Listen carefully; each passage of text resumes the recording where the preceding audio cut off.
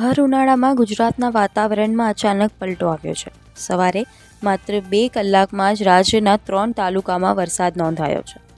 State emergency operation સેન્ટરના આંકડા મુજબ સવારે 6 થી 8 વાગ્યાની વચ્ચે દાહોદ જિલ્લાના ફતેપુરામાં 0.79 ઇંચ વરસાદ પડ્યો, જ્યારે સુખસરમાં 0.47 ઇંચ અને સંતરામપુરમાં 0.39 ઇંચ વરસાદ નોંધાયો.